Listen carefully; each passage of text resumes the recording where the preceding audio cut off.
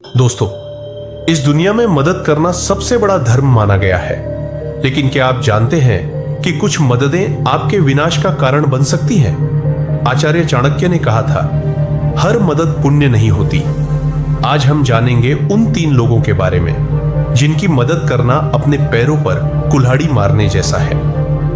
एक बार आचार्य चाणक्य के प्रिय शिष्य चंद्रगुप्त, जो स्वभाव से बहुत दयालु थे, ने एक अनजान व्यक्ति को मुसीबत में फंसा देखकर उसकी मदद की। उन्होंने उस व्यक्ति को भोजन कराया, धन दिया और रहने का स्थान भी दिया।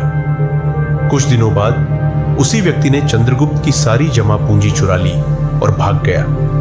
चंद्रगुप्त दुखी और निराश आचार्य चाणक्य के पास पहुंचे और बोले, गुरुदेव, मैंने तो पुण्य का काम किया था, फिर मेरे साथ ऐसा अनर्थ क्यों हुआ? क्या किसी जरूरतमंद की मदद करना पाप है?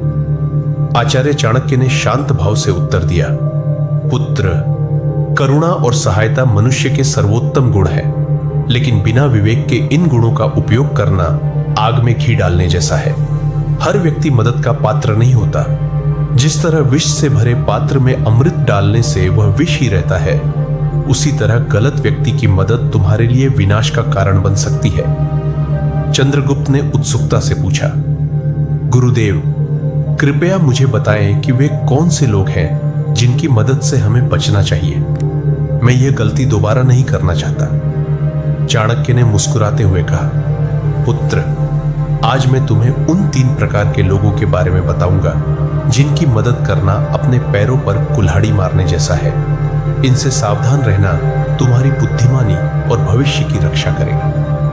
पहला व्यक्ति, दुष्ट और बुरे स्वभाव वाला।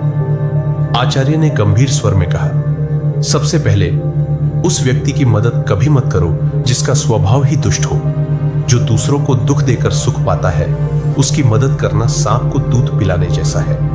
वह न केवल तुम्हें हानि पहुंचाएगा, बल्कि तुम्हारी मदद का दुरुपयोग भी करेगा। उन्होंने एक कहानी सुनाई। एक बार एक साधु नदी किनारे ध्यान कर रहे थे। उन्होंने देखा कि एक बिच्छू पानी में डूब रहा था। दया से भरे साधु ने उसे बचाने के लिए हाथ बढ़ाया, लेकिन बिच्छू ने डंक मार दिया। साधु ने फिर कोशिश की और बिच्छू ने फिर डंक मारा। पास खड़े एक व्यक्ति ने कहा, महाराज, ये बिच्छू बार बार आपको डंक मार रहा है, फिर भी आप इसे क्यों बचा रहे हैं? साधु ने जवाब दिया, डंक मारना इसका स्वभाव है और बचाना मेरा काम। लेकिन चाणक्य ने चंद्रगुप्त से कहा, यह साधु की भूल थी। चाणक्य नीति कहती है कि दुष्ट स्वभाव वाले की मदद करना मूर्खता है, क्योंकि वह बचकर दूसरों को ही हानि पहुंचाएगा। चाणक्य ने एक और उदाहरण दिया, पुत्र, इतिहास में देखो, जब मगध के एक सेनापति ने अपने शत्रु को क्षमा कर उसकी मदद की, तो उस शत्रु ने मौका पाते ही सेनापति की सेना पर हमला कर दिया। दुष्ट व्यक्ति की मदद न तो उसका स्वभाव बदलती है, न ही वह तुम्हारा मित्र बनता है। वह पहले ही अवसर पर तुम्हें नष्ट करने की कोशिश करेगा। ऐसे लोगों को उनके कर्मों के फल भोगने दो। दूसरा व्यक्ति, लालची और एहसान फरामोश।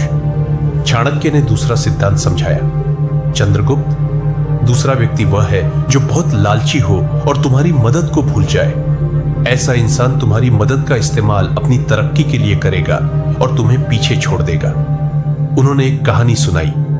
एक दयालु व्यापारी ने एक गरीब लेकिन चालाक लड़के को नौकरी दी। उसने उसे अपने व्यापार के सारे गुण सिखाए और उसे अपने परिवार जैसा माना। लेकिन उस लड़के की नजर व्यापारी के धन और व्यापार पर थी। मौका मिलते ही उसने व्यापारी के व्यापारिक रहस्य उसके दुश्मनों को बेच दिए और खुद उस व्यापार का मालिक बन गया। चाणक्य ने कहा, आज के समय में भी ऐसा होता है।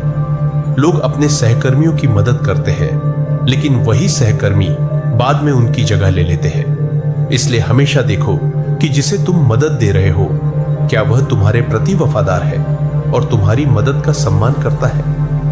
उन्होंने आगे कहा, जो इंसान तुम्हारी मदद को अपनी हकदारी समझता है, वह तुम्हारा एहसान कभी नहीं मानेगा।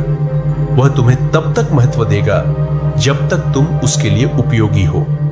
जिस दिन तुम उसकी जरूरत पूरी नहीं कर पाओगे, वह तुम्हें नुकसान पहुंचाने में नहीं हिचकेगा। तीसरा व्यक्ति, हमेशा शिकायत करने वाला। चाणक्य ने तीसरा सिद्धांत समझाया, पुत्र, उस इंसान की मदद मत करो जो हर समय शिकायत करता हो और हमेशा दुखी रहता हो। ऐसा व्यक्ति तुम्हारी सारी ऊर्जा और खुशी छीन लेगा। उन्होंने एक कहानी सुनाई। एक गांव में दो दोस्त थे। एक हमेशा खुश और उत्साही रहता, दूसरा अपनी गरीबी, किस्मत और हर चीज की शिकायत करता। खुश दोस्त ने अपने दोस्त की बहुत मदद की, उसे पैसे दिए, काम दिलवाया और हमेशा हौसला बढ़ाया। लेकिन शिकायती दोस्त को हर समाधान में कोई नई समस्या नजर आती थी। वह कभी खुश नहीं होता था।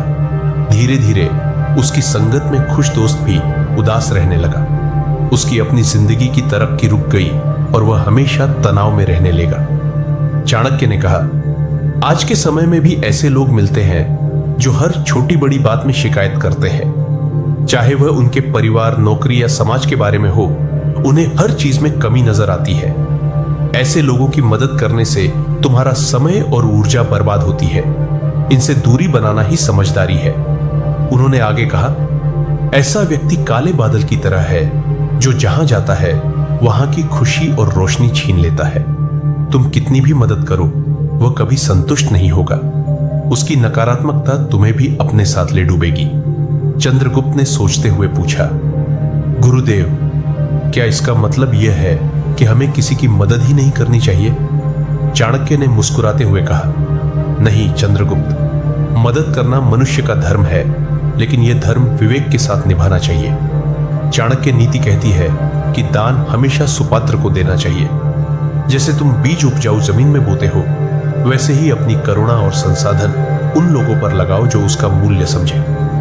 उन्होंने आगे कहा, जीवन एक युद्ध क्षेत्र है चंद्रगुप्त। इसमें तुम्हें अपने संसाधनों, समय, धन और ऊर्जा का उपयोग बुद्धिमानी से करना होगा।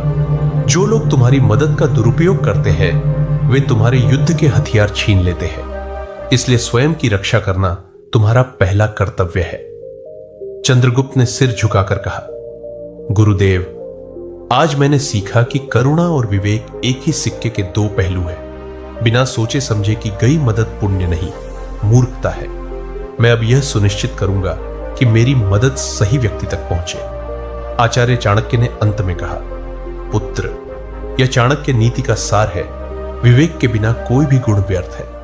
अपनी ऊर्जा, समय और संसाधन उन लोगों पर लगाओ जो इसका सम्मान करें। जो लोग तुम्हारी मदद का मूल्य नहीं समझते, वे तुम्हारे पतन का कारण बन सकते हैं। अगर यह वीडियो आपको प्रेरणादायक और महत्वपूर्ण लगा हो तो इसे लाइक, शेयर और कमेंट जरूर करें।